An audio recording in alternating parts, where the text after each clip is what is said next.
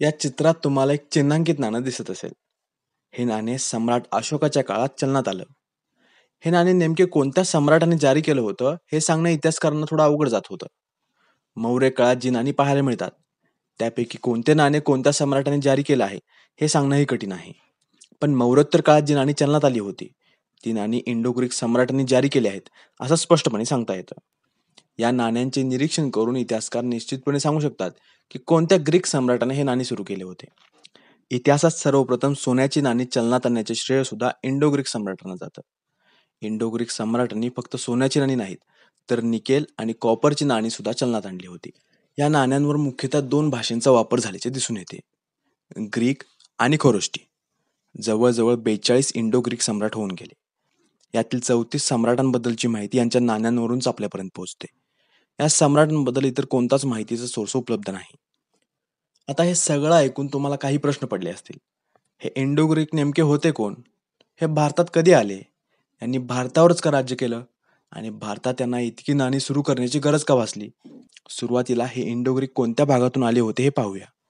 हे लोक ज्या भागातून आले होते त्या भागाला बॅक्ट्रिया म्हटलं जायचं. बॅक्ट्रिया हा प्रदेश अफगाणिस्तानच्या उत्तर भागात आहे. याचे भौगोलिक स्थान ऑक्सिस नदीच्या दक्षिणेला आणि हिंदुकुश पर्वतांच्या पश्चिमेला आहे. अलेक्झांडरच्या मृत्यूनंतर हा भाग सेल्युसिड साम्राज्याच्या अधिपत्याखाली होता.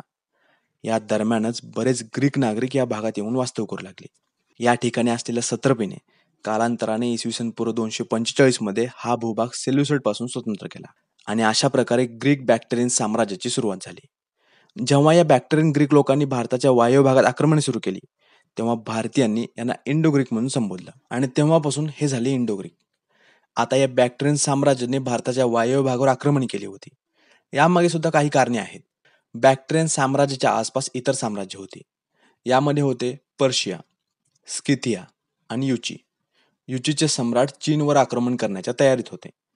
आक्रमण करण्यात कोणतीच अडचण नव्हती, कारण यावेळी ग्रेट वॉल ऑफ चायनाचं बांधकाम झालं नव्हतं. चायनाच्या सीमावर्ती भागात मात्र काही लहान मोठ्या तुटक भिंती होत्या. पण कुन शी हॉंग हे चायनाचे सम्राट होते. संपूर्ण चायनाला एकत्रित करणारे हे एकमेव सम्राट होते. इसवी सन पूर्व 220 मध्ये यांनी या तुटक भिंतीचा आधार घेतला आणि चीनची भिंत बांधण्याची सुरुवात केली. या तटबंदीमुळे युची साम्राज्याला चीनवर आक्रमण करणं आता शक्य नव्हतं. पण तुम्हाला नकाशा बघून समजत असेल की युची साम्राज्य दक्षिणेतून चायनावर आक्रमण करू शकतं. पण हा भूभाग चायनाचा नव्हता, तर हे होतं तिबेट. यामुळे यांनी पूर्वेकडे न जाता आता पश्चिमेकडील राज्यांवर आक्रमण करण्याचे ठरवले. यांच्या आक्रमणामुळे स्किथियन साम्राज्याला सुद्धा पुढे स्थलांतर करावं लागलं. परिणामतः बॅक्ट्रियन सुद्धा भारताच्या वायव्य भागाकडे सरकू लागले. कालांतराने यांनी यांचा सम्राट डेमेट्रियस याच्या नेतृत्वामध्ये भारताच्या वायव्य भागात आक्रमणे केली. यामध्ये यांना विजय मिळाला. यांनी तक्षशिलेला यांची राजधानी म्हणून घोषित केलं. तेवढ्यावर हे शांत बसणार नव्हते. पुढील आक्रमणाची दिशा ठरवण्यासाठी यांनी आपल्या 2 सेनापतींना पुढे पाठवलं. पुढे जाऊन यांनी भारतातील आणखी 2 भागांना ताब्यात घेतलं, सियालकोट आणि सिंध. मिनेंदर हे सियालकोटचे गव्हर्नर होते. सियालकोट म्हणजे सकाला. हा भूभाग आजच्या पंजाब राज्याचा भाग आहे.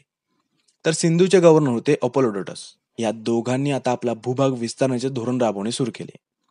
अपोलोडोटसने सिंधूपासून उज्जैनपर्यंत तर मिनेंदरने मथुरापर्यंत आपले साम्राज्य वाढवण्याचे काम केले. पुढे जाऊन मिनेंदरला आता पाटलीपुत्र ताब्यात घेण्याची इच्छा झाली. पाटलीपुत्र ताब्यात घेण्याचे त्यांनी बरेच प्रयत्न केले. यावेळी पुष्यमित्र शुंगाचा नातू वासुमित्र हा सम्राट होता. त्याने मिनेंदरच्या आक्रमणांना हाणून पाडलं. पण तरीही मिनेंदर हा इंडो ग्रीक साम्राज्यातील एक लोकप्रिय सम्राट मानला जातो. मिनेंदर सम्राटाला मिलिंद सुद्धा म्हटलं जातं. त्याच्या डोक्यात नेहमी विचित्र प्रश्न यायचे. आत्मा, मृत्यू, भूतप्रेत यासारख्या विषयात नेहमी मिनेंदर गुंतलेला असायचा. हा नेहमी साधूबाबांना आपल्या दरबारात बोलवायचा, पण याला पाहिजे ते उत्तर मिळत नव्हतं. याच्या प्रश्नांना नेहमी उत्तर मिळायचं नाही. अशातच एकदा यांच्या दरबारामध्ये बौद्ध भिक्षू नागसेन पोहोचले. नागसेन हे महायान गटाचे बौद्ध भिक्षू होते. नागसेन यांच्या बुद्धिमत्तेमुळे मिनेंदर प्रभावित झाले. यामुळे त्यांनी नागसेन यांना बरेच प्रश्न विचारले. नागसेन यांनी सुद्धा या सर्व प्रश्नांची उत्तरे अत्यंत चालाखीने दिली आणि अशा प्रकारे मिलिंद संतुष्ट झाला. मिलिंद आणि नागसेन यांच्यात या दरम्यान जो संवाद झाला त्याचा लिखित दस्तावेज आहे. या लिखित दस्तावेजाला मिलिंद पन्नू म्हटलं जातं. याचा अर्थ म्हणजे मिलिंदचे प्रश्न. हे साहित्य इसवी सन पूर्व 130 मध्ये पाली भाषेमध्ये लिहिलेलं आहे. या सर्व घटनांचा मिलिंद यांच्यावर परिणाम झाला. बौद्ध धर्माचा यांच्यावर इतका परिणाम झाला की यांनी कालांतराने बौद्ध धर्म स्वीकारला. फक्त स्वीकारला, मिलिंद राजपाट सोडून भिक्षू झाले नव्हते.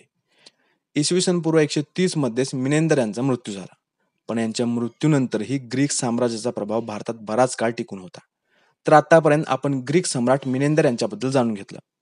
पण यांच्यासोबत आणखी एक ग्रीक सम्राट आहेत. तर आतापर्यंत आपण ग्रीक सम्राट मिनेंदर यांच्याबद्दल जाणून घेतलं.